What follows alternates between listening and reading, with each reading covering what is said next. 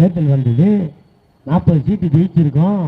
எங்கள் அண்ணன் தளபதி சொன்னார், 40 நமதே நாடும் நமதே. சொன்னமா இல்லையா? அதில் பாதி தான் நிறைவேறிது. 40 நமதே, நாடு இன்னும் நமதா ஆவலை. அது கூடிய சீக்கிரத்தில் ஆகும்.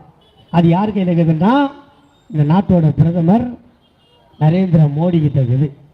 அவர் மறுபடியும் எதனா பொது சிவில் சட்டம் இல்லை இந்த வேளாண் சட்டம் மாதிரி எதனா ஒரு சட்டம், இந்த கட்டம் ஏதாவது எடுத்துன்னு வந்து ஜெய் ஸ்ரீராம்னு சொன்னான்னு வச்சுக்க, அன்றைக்கு இந்த ஆட்சி போயிடுச்சு. தமிழ்நாட்டுக்கு ஒரு மந்திரி இருந்தான், எல் முருகன், தெரியுமா உங்களுக்கு? இப்போ இருக்கான். அவங்ககிட்ட போய், ஐயா கேஸ் விலை ஏறி போச்சு, ஜெய் ஸ்ரீராம். ஐயா பெட்ரோல் விலை ஏறி போச்சு, ஜெய் ஸ்ரீராம். ஐயா டீசல் விலை ஏறி போச்சு, ஜெய் ஸ்ரீராம். ஏன்னா அவரை வந்து விலையை குறைப்பாரு? இந்த ஜெய் ஸ்ரீராம் ஸ்ரீராம் சொல்லியே அந்த ஸ்ரீராம் பிறந்தாருன்னு சொன்னானுங்களே இவங்க அயோத்தி, அந்த அயோத்தியில் இருக்கிற ஜனங்களே இவங்களுக்கு ஆப்போசிட்டானுங்க. அந்த தொகுதியிலேயே ஜெயிக்கல. இதில் வேடிக்கை பார்த்தீங்கன்னா 40 பேர் நின்றான்ல பிஜேபியில், எல் முருகன் மந்திரியா இருந்து தான் நின்னார் இல்லையா? எல் முருகன் மந்திரியா இருந்தால் நின்னாரா? அவர் தோத்தாரு, மறுபடியும் மந்திரி ஆயிட்டாரா? நயினார் நாகேந்திரன் எம்எல்ஏவா இருந்து நின்னாரா? ஆனாரா இல்லையா? இப்போ மறுபடியும் ஒரு எம்எல்ஏ ஆயிட்டாரு, சட்டமன்ற கட்சி தலைவர் ஆயிட்டாரு.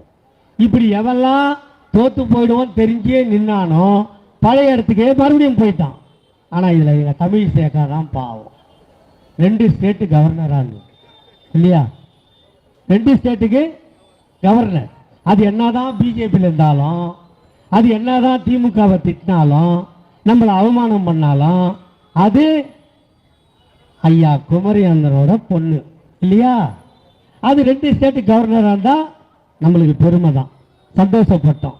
ஆனால் இன்னைக்கு அந்த கவர்னர் பதவியை ராஜினாமா பண்ணிட்டு தென்சென்னையில் நின்று எங்கள் அக்கா தமிழச்சி தங்கப்பாண்டி கிட்ட தோற்று அவமானப்பட்டு இன்னைக்கு ரோட்டில் நின்று ஆந்திர முதல்வர் சந்திரபாபு நாயுடு பதவியேற்க போனால் அங்கே போய் மேடையில் போய் ஒரு பொம்பளை, நம்பூர் பொம்பளை இல்லையா சார், அந்த பொம்பளை போய் ஒரு வணக்கம் போடுது. என் தாய்மாரை நீங்கள் தெரிஞ்சுக்கணும், 2 மாநில கவர்னர், ஒரு 5 ஆண்டு காலம் பிஜேபிக்கு தலைவி, இப்படி இருந்த ஒரு பொம்பளை அமித்ஷா கிட்ட போய் கும்பிடு போட்டா ஒரு விரலை காட்டி கண்ணுகள்லாம் நட்டுக்கின்னு அந்த அம்மா பதில் சொல்ல வர்றதை கூட கேட்காம அதை போட்டு கண்டமேனிக்கு திட்டிட்டு அதை அங்கிருந்து கிளம்பி நேராக ஏர்போர்ட்டுக்கு வந்து பத்திரிகைக்காரனை கூட பார்க்காம தண்ணீரோட வீட்டுக்கு ஓடி போயிட்டு அடுத்த நாள் சொல்லுது அந்த அம்மா, நீங்கள் தோற்றுவிட்டாலும் பரவாயில்லை, உங்கள் தொகுதியில் வேலையை பார் என்று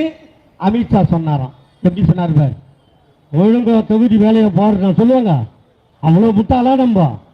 இதை வருத்தப்பட்டு நான் சொன்னா நான் பொம்பளையை கொச்சப்படுத்திட்டான்.